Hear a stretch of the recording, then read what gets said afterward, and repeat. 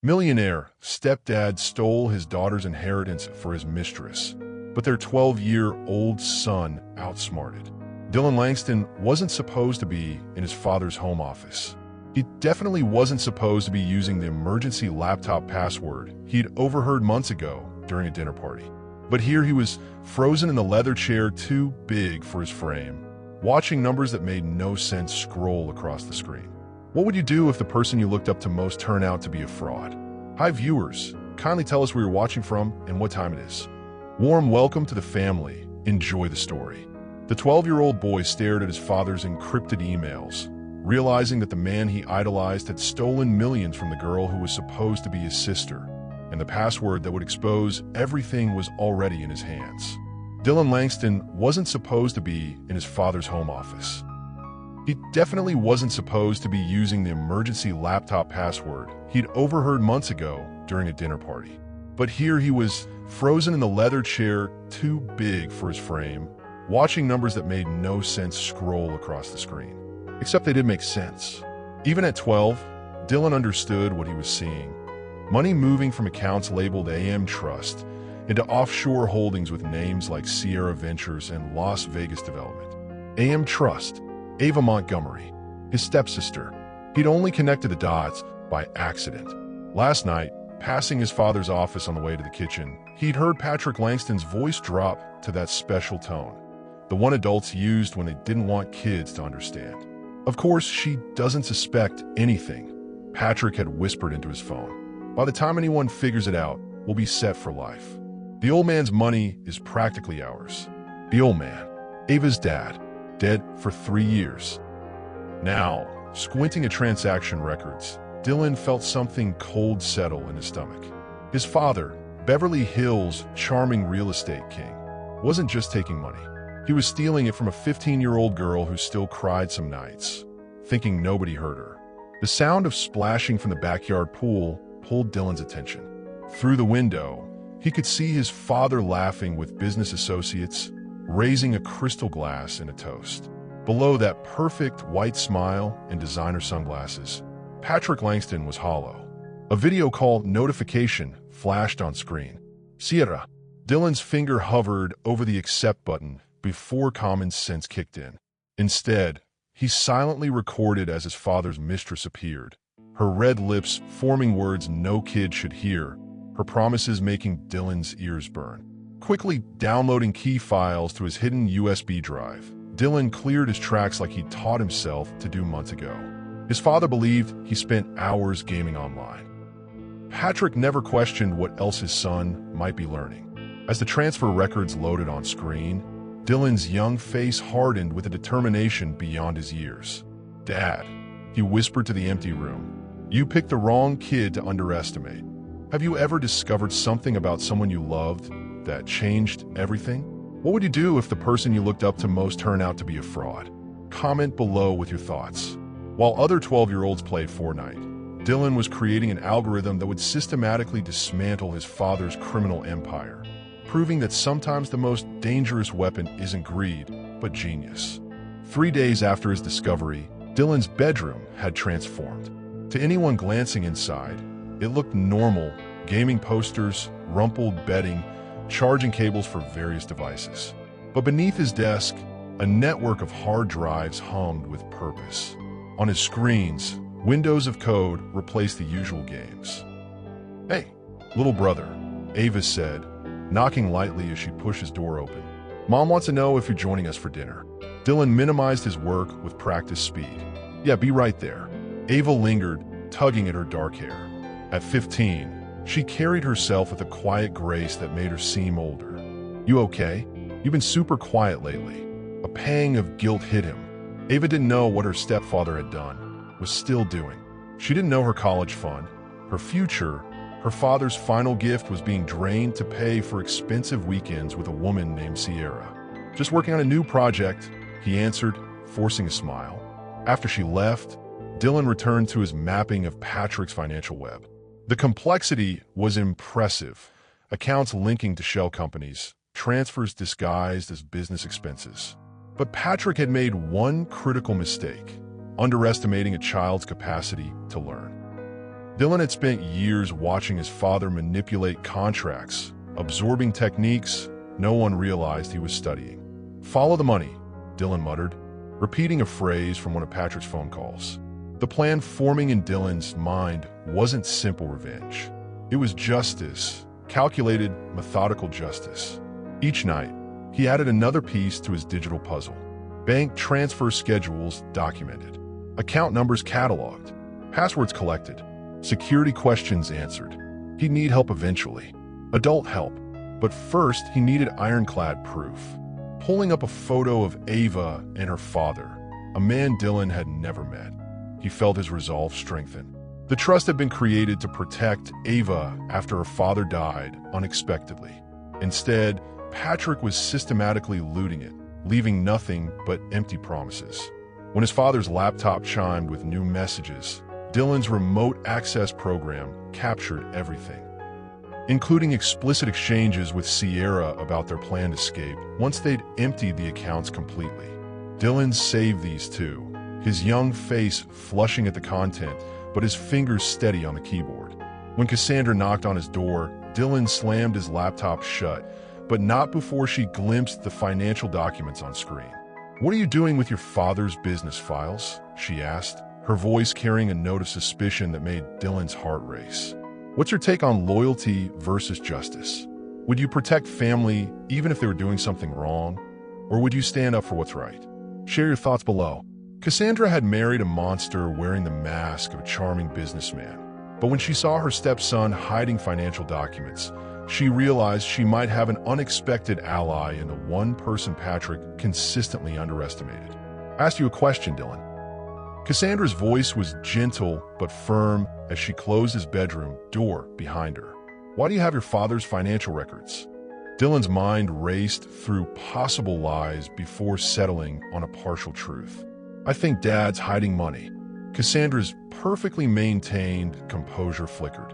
She sat on the edge of his bed, her slender fingers smoothing invisible wrinkles from her skirt, a nervous habit Dylan had noticed whenever she argued with his father. "What kind of money?" she asked carefully. "Ava's money. From her dad." The silence that followed told Dylan everything. Cassandra had suspected something too, maybe not the specifics, but enough to plant doubt. "Show me," she finally said. Dylan hesitated only briefly before turning his laptop screen toward her. He pulled up the clearest evidence, transfers from the trust to unknown accounts, documented over 18 months. Cassandra's breath caught. "How did you find this?" "Dad thinks I only care about video games," Dylan said simply. "He doesn't password protect anything around me.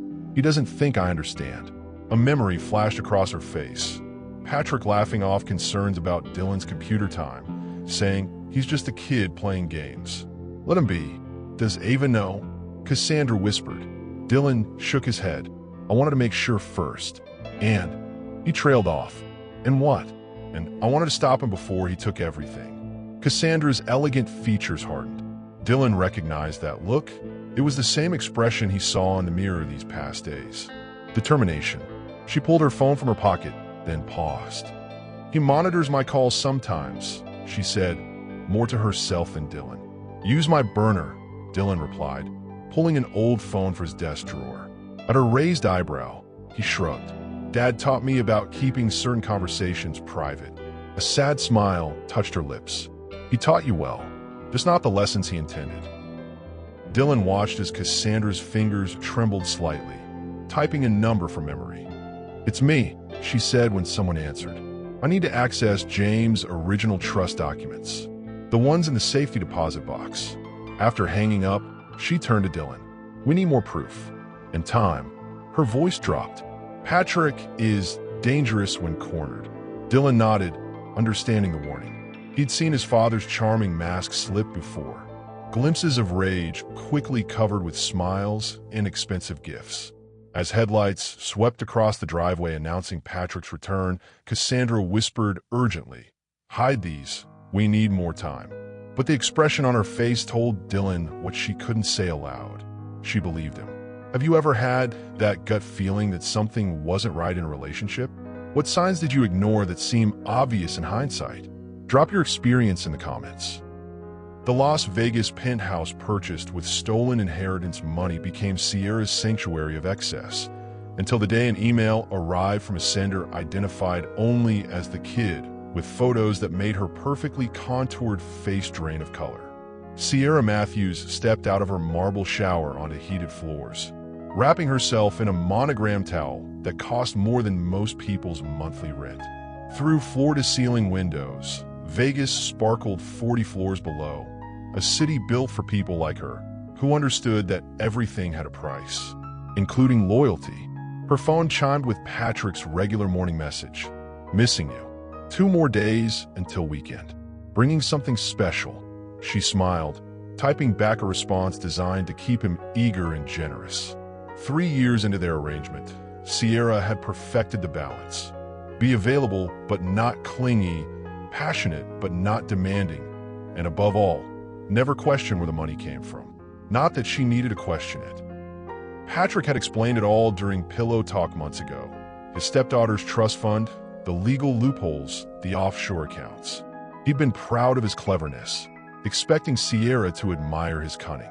Instead, she'd filed the information away. Insurance, if she ever needed it.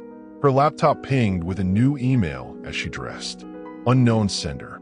Subject line, "I know about you and Dad." Sierra froze, one earring halfway in. "Dad? A joke, surely." The email contained only a link. Against better judgment, she clicked. Photos loaded. Patrick with his family at their Beverly Hills home. His wife Cassandra, elegant and unsuspecting. His stepdaughter Ava, dark-haired and serious. And a boy Sierra had never seen before. Young, maybe 12. Below these wholesome family portraits were screenshots of offshore account numbers. Her account numbers. Transfers with dates, amounts, and source notations clearly marked, a Yam Trust. Her phone rang almost immediately. Private number. "Who is this?" Sierra demanded, panic rising as she scrolled through screenshots of offshore account numbers. The child's voice that answered sent ice through her veins. "Someone who knows exactly what you and my dad are doing." "Listen, kid." "No, you listen." The voice interrupted with startling authority. "My father is stealing from my stepsister. You're helping him. I have every transfer, every message, every video call." Sierra glanced at her bedroom, where she and Patrick had recorded things that should never reach the public. "What do you want?" she asked, professional mask slipping. "I wanted to stop," the boy said simply. "And I want the money returned." Sierra laughed, relief flooding her. "Just a kid with principles.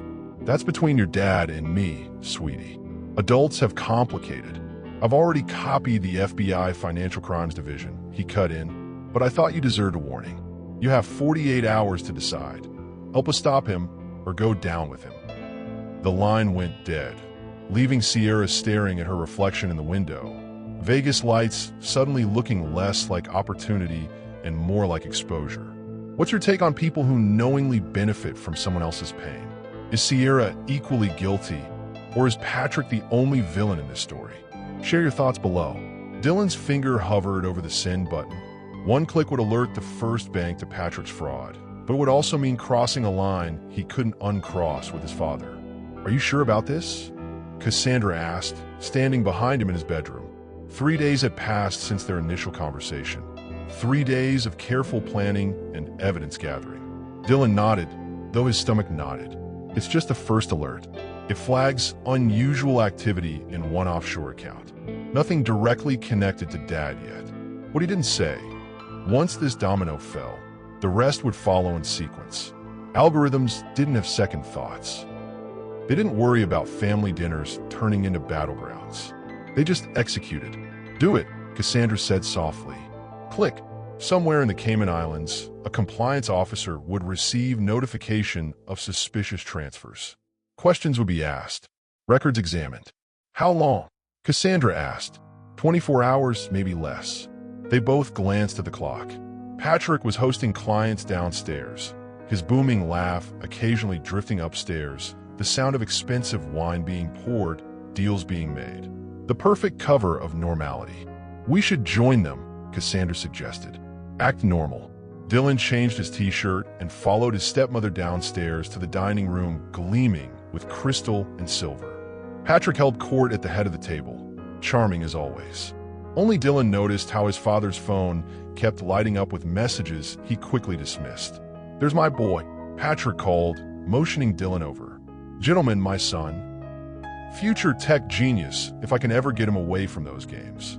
The clients laughed appreciatively while Dylan forced a smile, accepting the hand his father placed on his shoulder. The same hand that signed documents stealing from Ava, who sat quietly across the table. Patrick's phone buzzed again. This time, his expression flickered before he excused himself. "Business emergency. Back in a moment." Through dinner, Patrick's absences grew longer, his return each time marked by a tighter smile, a sharper edge to his charm. Cassandra maintained perfect composure, asking intelligent questions about the development project being discussed. Only Dylan noticed his father's hand shaking slightly as he poured more wine. At 9, Cassandra smoothly suggested Dylan take Ava upstairs so the adults could discuss business. As they left, Dylan activated the recording app on his phone, leaving it hidden under a decorative cushion. In his room, Ava sat cross-legged on his floor. "Something weird is happening," she said. "Dad keeps checking his phone and looking scared." The word struck Dylan. He'd seen his father angry, calculating, even cruel, but never scared. "Maybe business problems," he suggested. "Maybe." She didn't sound convinced. After she left, Dylan retrieved his phone and plugged in his headphones. His father's panicked voice filled his ears. "I need you to move everything now. Something's happening with the Cayman account." "No, I don't know how they just do it." When Patrick slammed his office door that night, Dylan activated the remote access program he'd installed months earlier. His father's panicked conversation with Sierra filled his headphones. Someone knows. Someone has proof. And they're not asking for money. They're going straight to the authorities. Would you have pressed that button if you were Dylan? At what point does family loyalty end and moral obligation begin? Tell me your thoughts in the comments. The safety deposit box Cassandra hadn't opened since her first husband's death contained more than memories. It held the evidence that would confirm her worst fears about the man she'd married. The bank's private viewing room felt cold and impersonal, appropriate for the task at hand. Cassandra slid her key into the lock alongside the banker's, turning it with a decisive click. Inside lay James Montgomery's final provisions for his daughter. The original trust documents, legal protections, and letters to be opened on Ava's milestone birthdays. Letters Patrick had dismissed as sentimental junk. With steady hands, Cassandra spread the papers across the table. The trust structure was clear. Assets to be maintained until Ava turned 25, with allowances for education and healthcare. Patrick had been named co-trustee alongside Cassandra, a decision James had made believing his friend would protect his daughter. A fatal miscalculation. Cassandra checked her watch. She had an appointment with Gerald Hoffman, James' original attorney, in 30 minutes. The man Patrick had replaced with his own legal team once he gained control. Photographing each document with her phone, Cassandra carefully returned everything to the box except one sealed envelope marked in case of emergency. Inside was a letter and a flash drive. James had been more cautious than anyone realized. The letter was brief. "If you're reading this, something has gone wrong. The drive contains backup documentation and account information only you can access. Trust no one until you understand everything." 20 minutes later, Cassandra sat across from Gerald Hoffman, a man whose caution had cost him Patrick's business but preserved his integrity. "I always wondered when you might come," Hoffman said, examining the documents Cassandra presented. "Patrick moved unusually fast to replace me after James died. Did you suspect something?" Cassandra asked. Hoffman removed his glasses, rubbing the bridge of his nose. "Suspicion without evidence is just paranoia, Mrs. Langston. But yes, I had concerns about how quickly Patrick consolidated control." "And you didn't warn me?" A hint of anger colored her words. "Would you have believed me over your husband, a man you just married, against accusations with no proof?" He shook his head. "I kept copies of everything, maintained my professional obligations, and waited." Cassandra swallowed hard. The elderly attorney was right. 3 years ago, she'd been grief-stricken over James' death, grateful for Patrick's strength and support. She'd trusted him completely. How much has he taken? Hoffman asked quietly. Nearly all of it. Over 4 million. Hoffman's expression remained neutral. And your daughter? Doesn't know yet. The courts will. Cassandra cut him off. I'm not just going to courts. Patrick needs to face everything he's done. Hoffman studied her. There's more, isn't there? She nodded, thinking of Dylan and his evidence, of patterns that suggested Patrick had done this before. As she stood to leave, the receptionist appeared at the door. Mrs. Langston, there's someone in the lobby insisting on speaking with you. She says it's urgent. Who is it? A young woman named Sierra. She says it's about your husband and your daughter's inheritance. Cassandra felt a cold clarity settle over her. She removed her wedding ring, placing it in her purse with deliberate care. Send her in.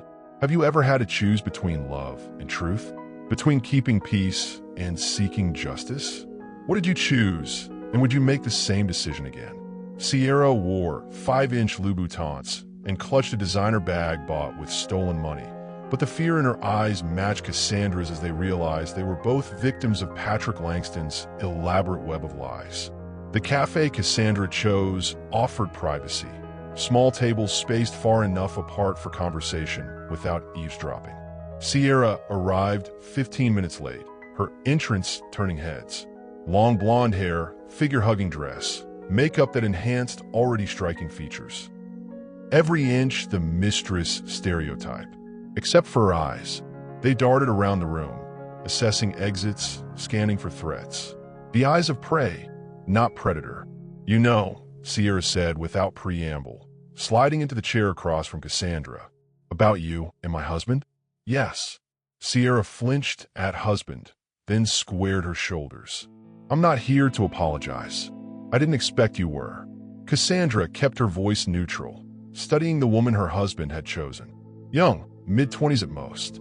Beautiful in a manufactured way that required constant maintenance. Why are you here? Your stepson contacted me. Sierra lowered her voice. He has evidence that could put both Patrick and me in prison. Cassandra allowed a small smile. Dylan is resourceful. He's terrifying, Sierra countered. Do you have any idea what that kid can do with a computer? I'm beginning to understand. Cassandra sipped her tea. What exactly did Patrick tell you about the money?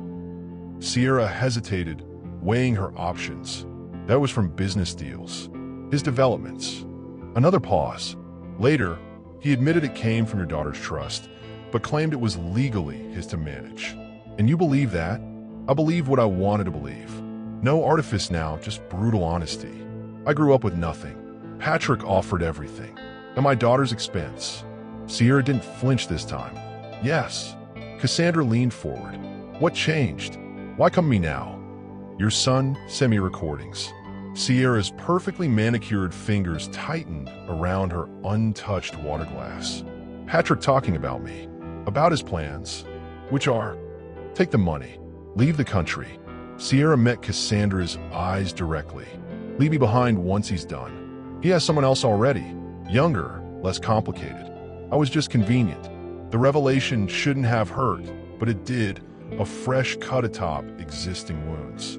Patrick's betrayal extended in all directions, it seemed. I have accounts, transactions, dates, Sierra continued. Everything I could access. Why would you help us? Cassandra asked. Dylan threatened you with exposure, but you could run. Disappear with what you already have. Something flickered across Sierra's face. Anger, pride, perhaps even shame. Because your son was right about one thing. What Patrick's doing to your daughter is wrong.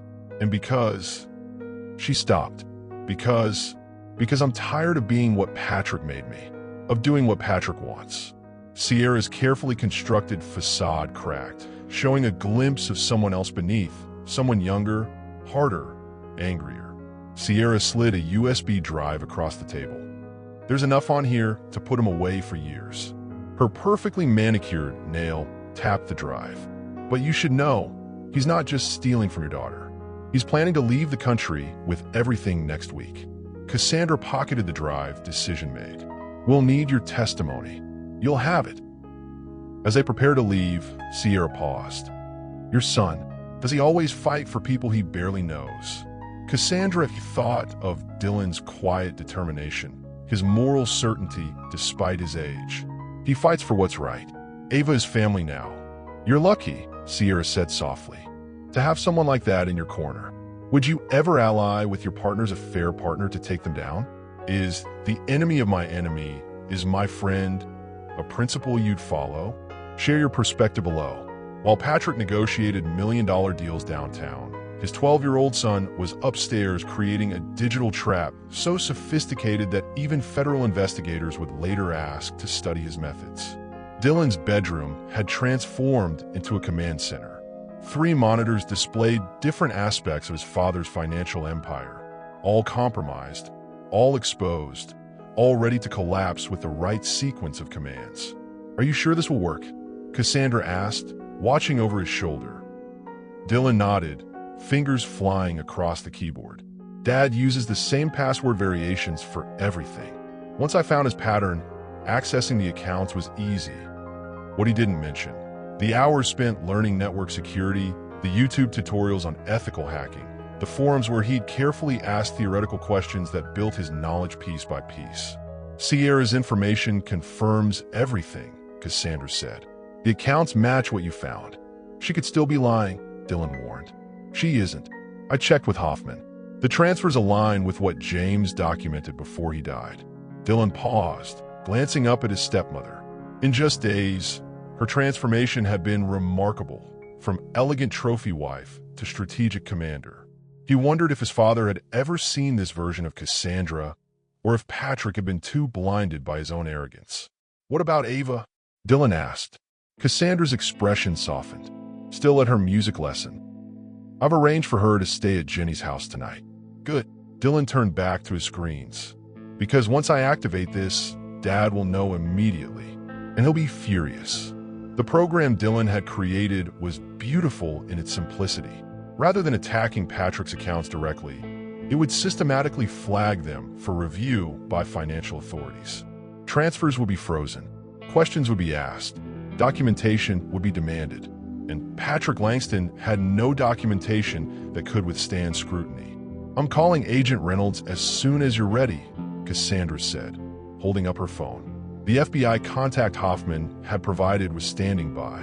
Dylan took a deep breath. Now or never.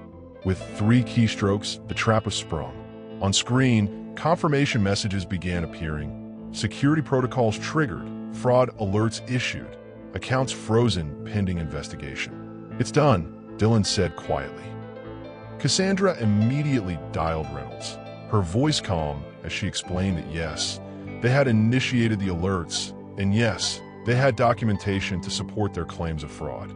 While she spoke, Dylan monitored the cascade of notifications flooding his father's email and phone. Watching the digital panic unfold gave him an odd feeling. Not quite satisfaction, not quite regret. Just certainty that he'd done what needed to be done. When Cassandra ended her call, she squeezed Dylan's shoulder. Agent Reynolds is on his way. We have about 30 minutes. They moved efficiently, gathering hard drives, printouts, and backup copies of evidence. Dylan's months of preparation meant nothing was left to chance. Through his surveillance app, Dylan watched his father's face on the phone camera as Patrick received alert after alert. The composed businessman mask slipped, revealing something ugly and desperate beneath. He's coming home, Dylan announced, hearing his father abruptly end his business meeting. Cassandra nodded, pulling out her phone again. Time for the final piece. She texted Sierra. Now. As the algorithm completed its work, alerts began pinging on Dylan's screen. Bank security notifications, flag transfers, frozen accounts. Mom, he called out, voice steady despite his racing heart. It's happening, and Dad's on his way home. Have you ever pretended everything was fine while plotting a major life change? How did you maintain the facade? Drop your experience in the comments. Patrick Langston had built an empire on charm and deception, but nothing prepared him for walking into his luxury living room to find his wife, his mistress, and his son waiting with irrefutable evidence of his crimes. The front door slammed with enough force to rattle the artwork on the walls. Patrick stormed in, his tailored suit unable to disguise the tension in his shoulders, his normally perfect hair disheveled from running agitated hands through it. He froze at the sight before him. Cassandra perched on the edge of the sofa, Sierra standing awkwardly by the fireplace, and Dylan, his own son, sitting cross-legged on the floor with a laptop open before him. "What the hell is this?" Patrick demanded, recovering quickly. His gaze locked on Sierra. "What are you doing in my house?" "Helping your family understand who you really are," Sierra replied, her voice steadier than her hands. Patrick's laugh was sharp and dismissive. "Cassandra, honey, whatever this woman has told you." "Stop." Cassandra's command cut through his practiced charm. "We know everything, Patrick. The transfers, the accounts, the plans to leave the country. This is ridiculous." Patrick loosened his tie, switching tactics. "Dylan, go to your room. This doesn't concern you." "Actually, it does." Dylan's voice was surprisingly calm as he turned his laptop screen toward his father. "These are your transfers from Ava's trust to your offshore accounts. I tracked 18 months of systematic theft." Patrick's face drained of color before flushing with rage. "You hacked my accounts? My private." "Don't blame him for discovering what you try to hide," Cassandra interrupted.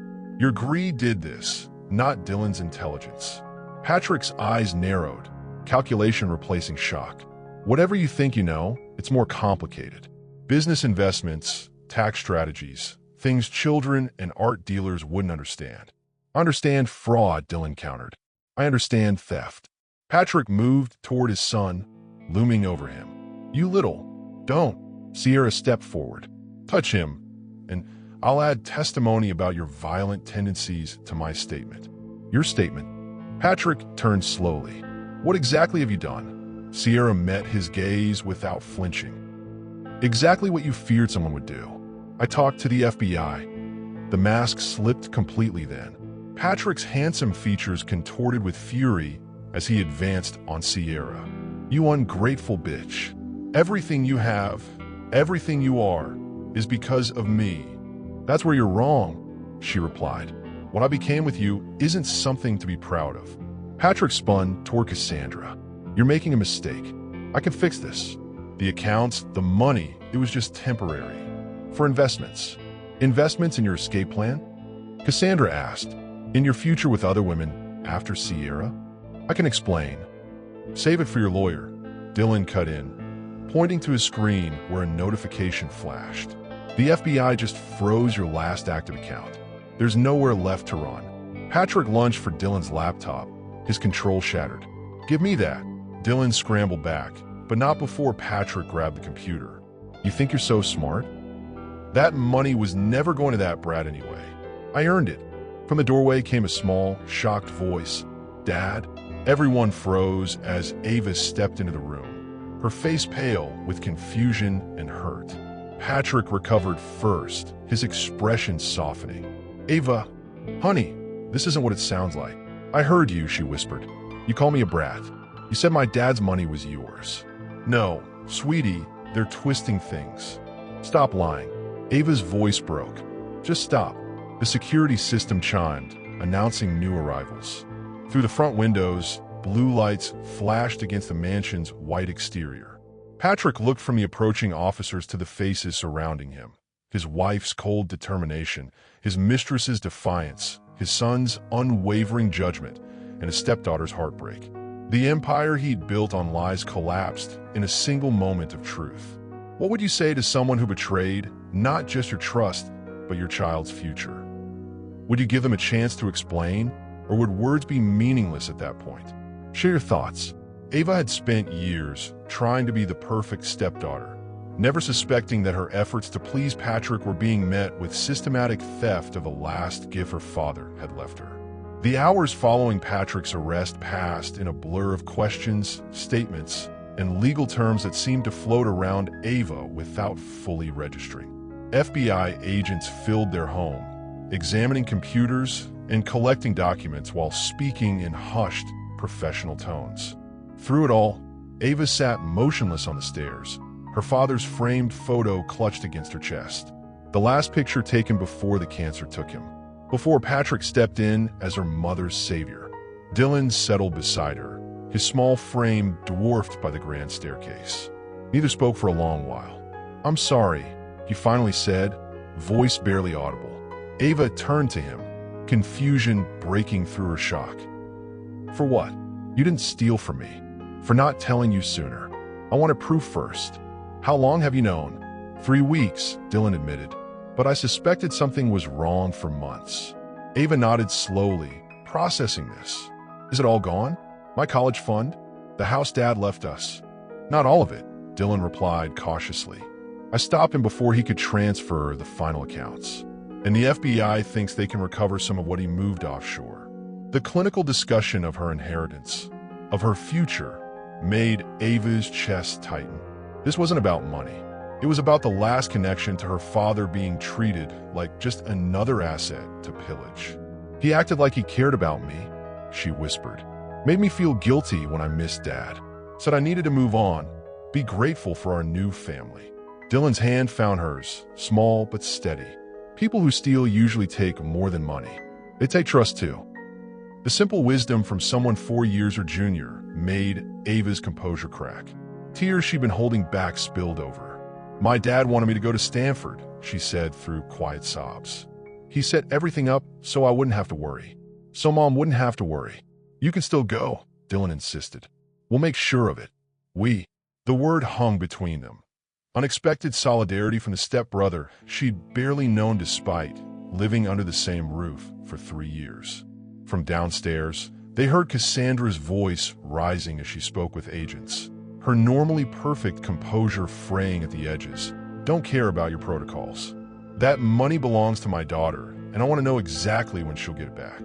Ava almost smiled. Her mother, always composed, always accommodating, was fighting like a lioness now. "Your mom is pretty fierce," Dylan observed. "She wasn't always," Ava replied. "Not with him." They watched as an agent approached Cassandra with Patrick's phone. Something on the screen made her face drain of color. "What now?" Ava asked, suddenly afraid again. Dylan hesitated. "Dad has other women. Besides Sierra."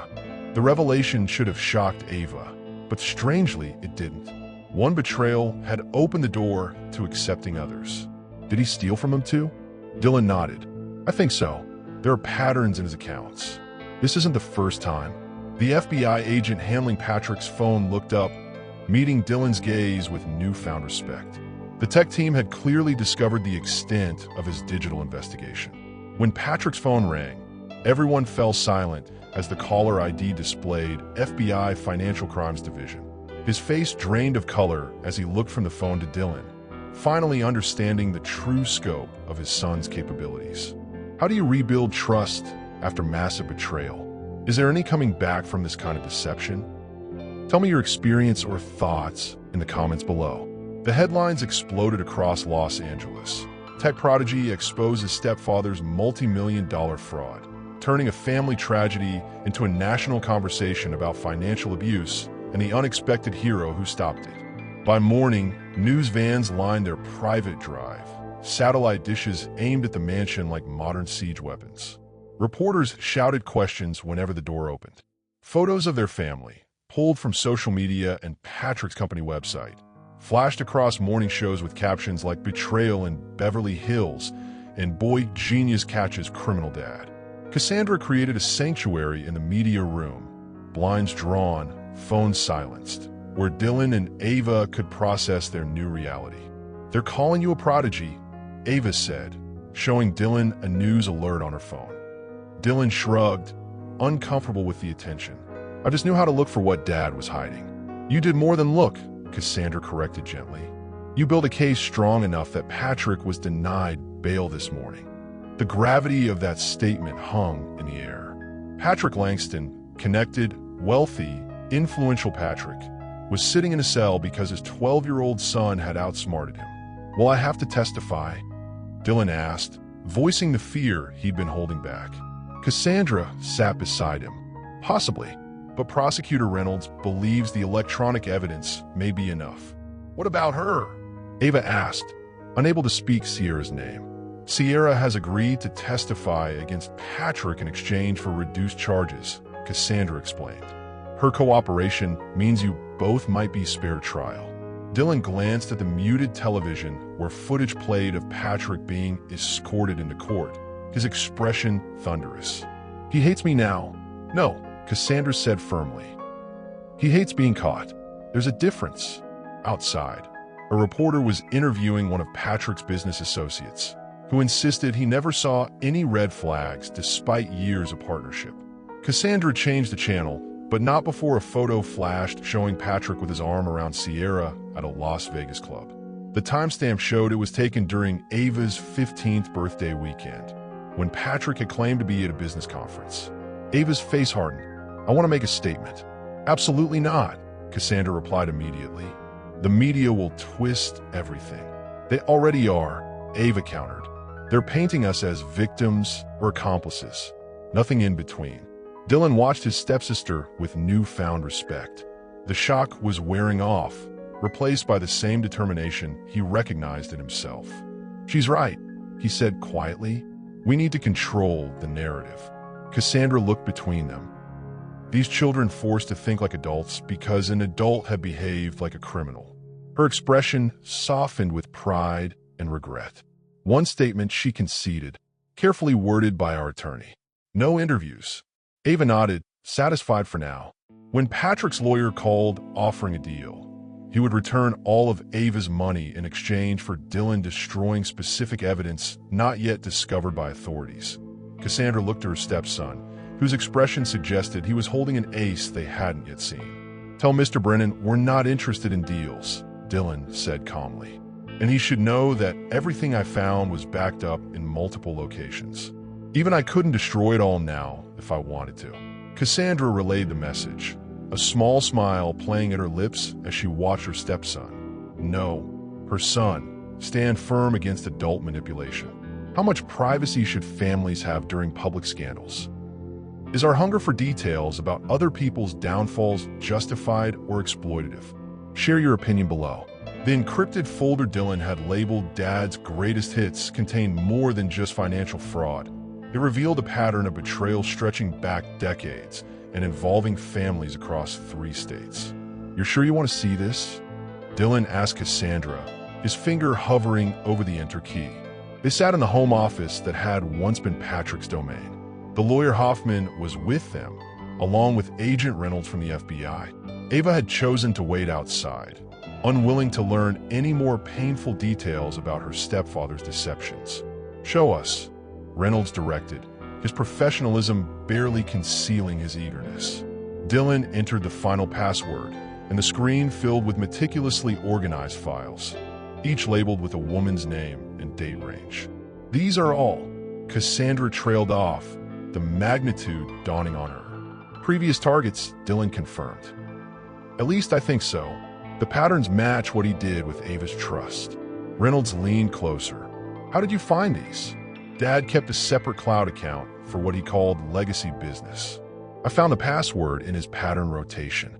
Dylan opened the first folder. This goes back 15 years. A widow in Arizona named Ellen Mercer. Photos appeared. Patrick, younger but unmistakable, with a dark-haired woman and a small child. Financial documents showed the same methodical draining of accounts that had happened with Ava's trust. He's been doing this his entire career, Hoffman said quietly, the confirmation of his suspicions bringing no satisfaction. Folder after folder told the same story. Patrick targeting wealthy widows or divorcees with vulnerable assets, establishing trust, then systematically stealing what didn't belong to him. 6 families, Cassandra whispered, scrolling through the evidence. 6 lives destroyed before ours. 7, Reynolds corrected, pointing to a folder Dylan hadn't yet opened. What's in that one? Dylan clicked on the folder labeled Henderson, with a date range from 12 years earlier. Unlike the others, this one contained newspaper clippings. Local woman commits suicide after financial ruin, and daughter vows justice for mother's death. Photos showed a middle-aged woman with a teenage daughter. The resemblance was subtle but undeniable. Sierra Cassandra Briz. Her real name is Sierra Henderson. The pieces clicked into place. Sierra's eagerness to help, her detailed knowledge of Patrick's methods, her raw anger during their cafe meeting. She wasn't just his mistress, Dylan realized. She was hunting him. Reynolds pulled out his phone. "We need to re-interview Ms. Matthews immediately." As the implications rippled through the room, Cassandra placed a hand on Dylan's shoulder. "You've done enough. More than enough. Let the authorities handle it from here." But Dylan was already opening another file. This one containing Patrick's exit strategy. Accounts under assumed names. Properties in countries without extradition treaties. Plans for a new identity. He was going to disappear next week, Dylan said. With everything, Reynolds studied the boy with newfound respect. The Bureau could use minds like yours someday. As Dylan scrolled through the list of Patrick's previous targets, a familiar name stopped his heart mid-beat. "Mom," he whispered, "there's something you need to see about Sierra. She's not who we think she is. If you discovered your actions helped more people than you intended, would you embrace the larger responsibility or pull back? What's the line between justice and vengeance? Comment with your thoughts." Sierra wasn't just Patrick's mistress. She was the daughter of his first victim 15 years ago, executing a revenge plan that had been in motion long before Dylan stumbled upon his father's crimes. The interrogation room at the FBI field office stripped away Sierra's glamorous facade. Without designer clothes and careful makeup, she looked younger, harder, and infinitely more dangerous. "Start from the beginning," Agent Reynolds said, recording device between them. "Your real name is Sierra Henderson." Sierra's perfectly maintained composure cracked. "How did you?" "Dylan found your mother's file," Cassandra interjected. She'd insisted on being present, needing to understand the woman who had simultaneously helped and betrayed her family. Sierra's laugh held no humor. "Of course he did. That kid is terrifying." "Your mother was Barbara Henderson," Reynolds prompted. "Patrick targeted her in 2008. "Yes." Sierra's voice turned clinical, detached. "Mom was a dental hygienist who married well, then was widowed young. My stepdad left her comfortable. Not wealthy like your daughter," she nodded to Cassandra, "but secure. We had a nice house in Arizona. College fund for me. Normal life. Until Patrick," Cassandra supplied. "Until Patrick," Sierra agreed. "He was developing retirement communities then. Convinced my mother to invest everything. Promised returns that would double her money." Her expression hardened. "Instead, he drained every account and disappeared. When the banks foreclosed on our house, Mom couldn't handle the shame. She took sleeping pills. I found her." The stark description hung in the air. Sierra's emotional control, more devastating than tears would have been. "You were 17, Reynolds noted, consulting his file. "And suddenly homeless. No family, no money." Sierra's fingers tapped a restless rhythm on the table. "I spent years tracking him. Changed my appearance. Created a new background. Positioned myself where he would notice me." "You seduced him deliberately," Cassandra said, understanding dawning. Sierra met her gaze without apology. "I became exactly what he wanted. Young, beautiful, impressed by wealth, sexually available. I studied his preferences, his patterns. Transformed myself into his perfect fantasy." "To what end?" Reynolds asked. "Revenge? Money? Justice?" Sierra corrected. "I needed evidence. Proof of his methods. I planned to take everything to the authorities once I had enough." "Why wait?" Cassandra challenged. "You've been with him for 3 years." Sierra's carefully constructed facade fell completely, showing the wounded teenager beneath the sophisticated exterior. "Because I wasn't strong enough. Because part of me enjoyed watching him fall in love with the lie, the same way my mother fell for his. And because..." She faltered. "Because the longer I played the role, the more I became it. The clothes, the lifestyle. I started to forget why I was there. Until Dylan contacted you," Reynolds prompted. "Until a 12-year-old boy showed more courage than I had in a decade," Sierra admitted. "He reminded me what this was supposed to be about." Cassandra studied the woman across from her. No longer the homewrecker, but something more complex. A victim turned avenger. A mirror of what Ava might have become without intervention. When Sierra finished her story, silence filled the room until Cassandra slowly reached for her hand. "Your mother," Barbara Henderson. She was my college roommate. I was at your 5th birthday party." The connection that had eluded them suddenly crystallized. Patrick hadn't randomly targeted either woman. Sierra's carefully maintained control finally broke, tears spilling down her face. "You were the woman in the photos. The one Mom called Cassie." "Patrick chose us both," Cassandra whispered. "He's been playing a longer game than any of us realized. Is revenge ever justified? Would you support Sierra's methods?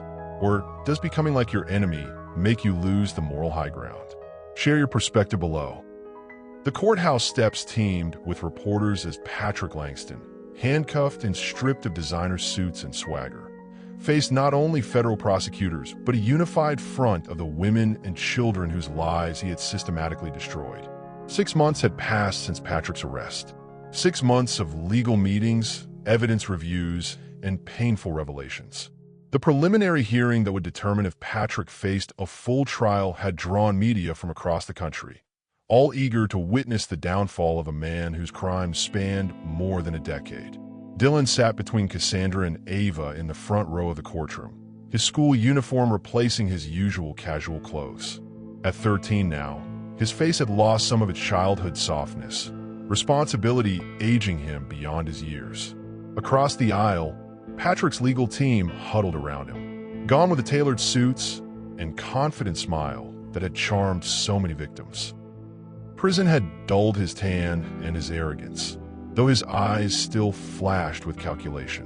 When those eyes met Dylan's, Patrick's expression hardened with unmistakable hatred. Dylan held his father's gaze without flinching, refusing to look away first. "All rise," the bailiff called as Judge Harriman entered. The evidence presentation moved with agonizing precision. Financial records, witness statements, electronic trails leading directly to Patrick's hands.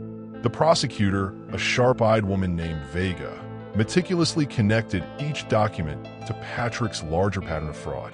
The defendant didn't just steal money, Vega explained to the judge. He systematically targeted vulnerable women with assets and trust. He gained their trust, assumed control of their finances, and left destruction in his wake. Patrick leaned toward his attorney, whispering urgently. The lawyer stood.